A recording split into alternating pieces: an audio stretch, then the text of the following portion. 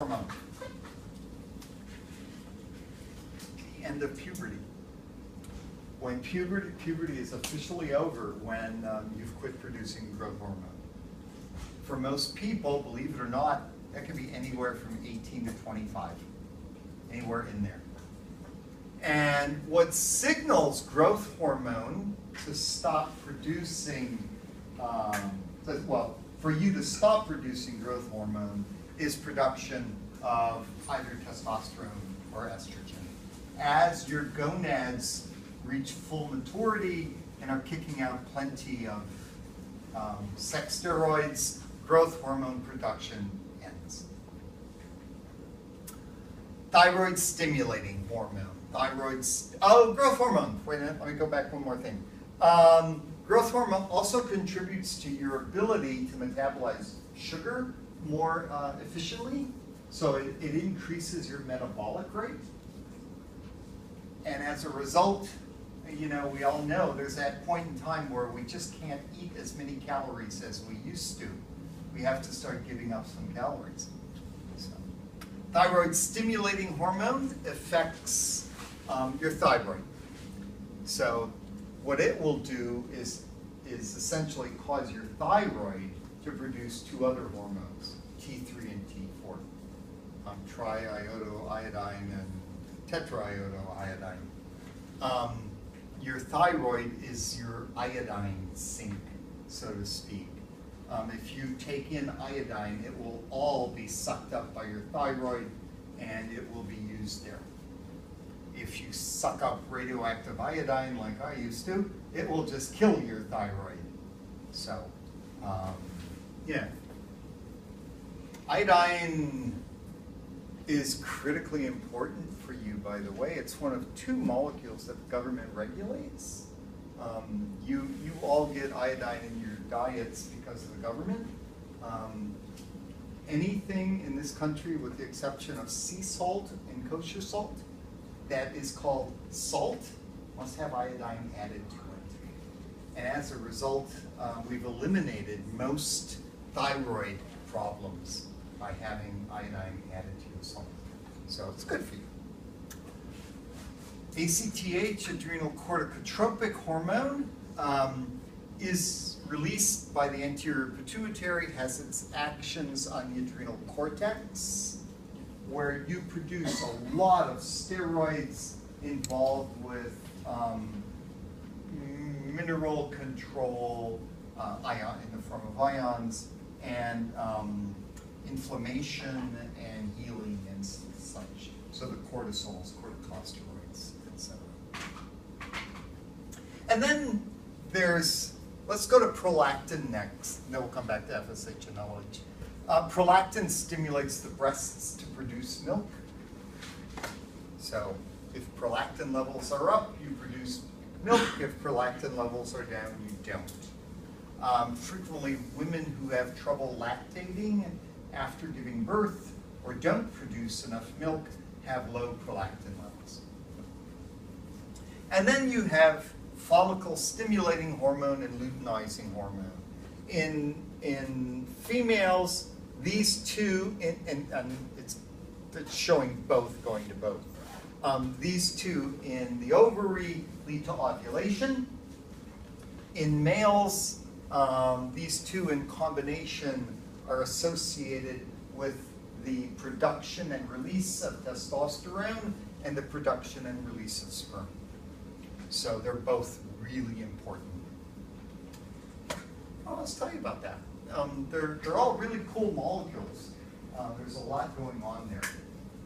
Well, with relationship to the brain, a big issue and a big question is, okay, so how does the hypothalamus control what's going on in the pituitary? Table 17.2 is in your textbook, obviously, and all I've done is really quickly summarize it here.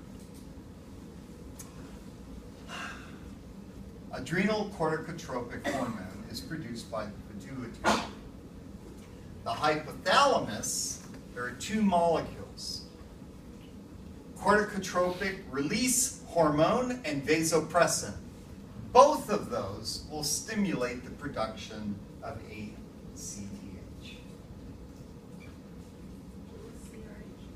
Corticotropin release hormone. There is nothing that will inhibit ACTH. You need to have small amounts of ACTH. If you were to inhibit it and something were to go wrong, you'd die. So let's not inhibit it. There is no inhibitor.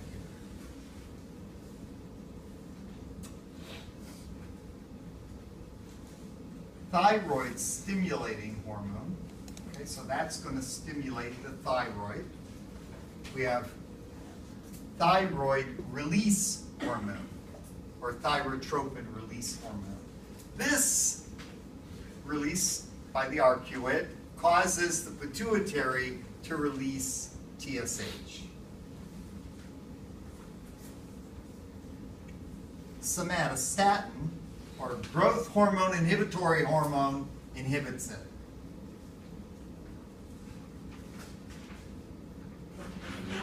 There are so many layers of interaction, inhibition, excitation going on here. It's pretty amazing that you work well.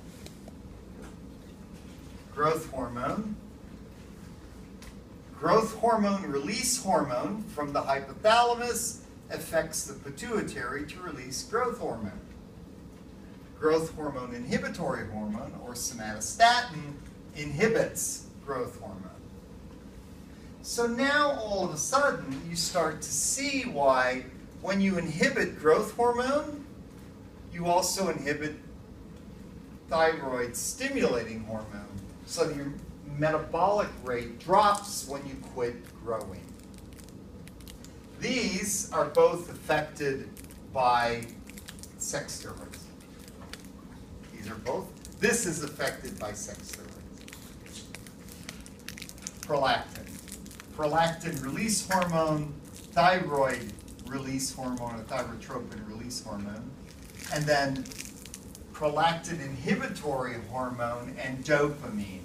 But this isn't, remember, you don't have circulating dopamine in your brain.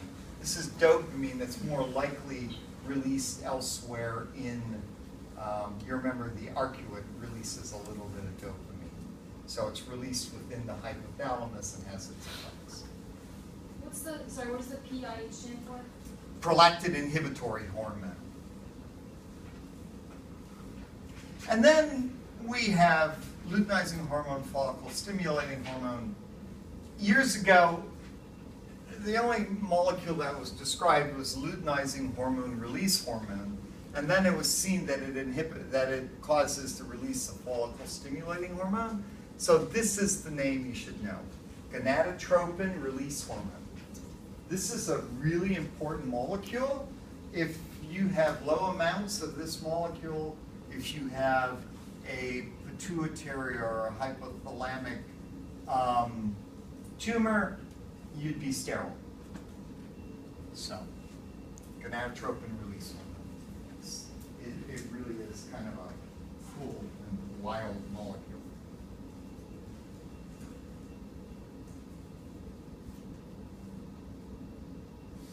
Well, crazy things going on in your pituitary. Turns out there are some other molecules that are really important. Ooh, BOMC. BOMC is a wild molecule. It is one of the truly wildest molecules that you make and own. Pro-opiomelanocortin. Yay. Well, that's a good one. Depending on how you cut it up, you make all sorts of other molecules. Now, immediately you know that this is going on in the anterior pituitary.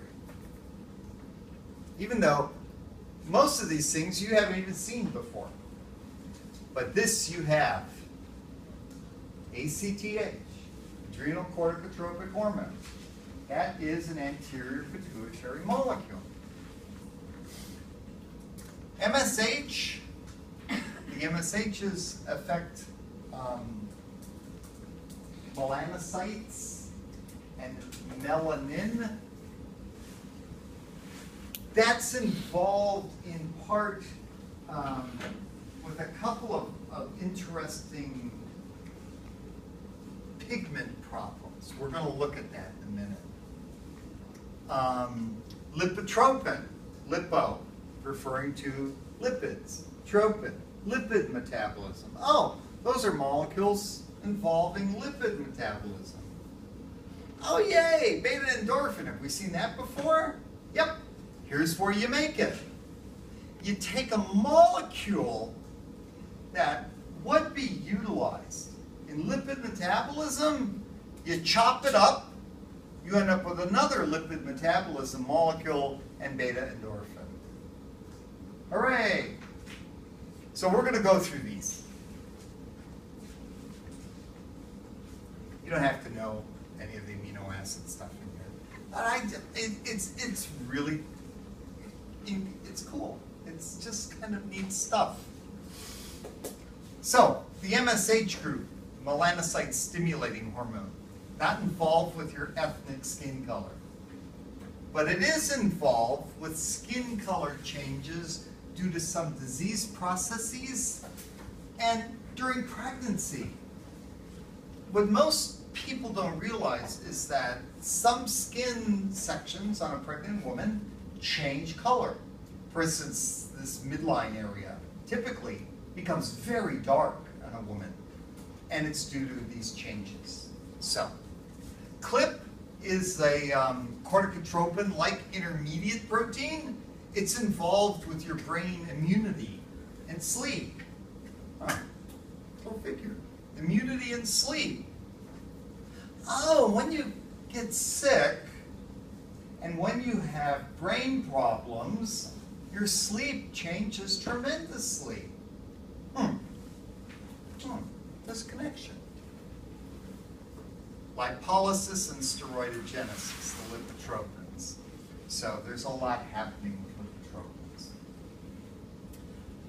Mutations in this whole thing can be involved with obesity. So if you have problems with this molecular group, you can have a chemical form of weight control issues. Adrenal insufficiency. Sure, ACTH can be screwed up, so your adrenals are not working properly.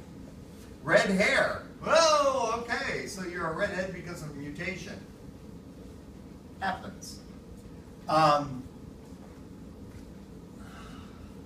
Teach a lot about things like red hair and green eye and stuff. You all know the origins of red hair, right?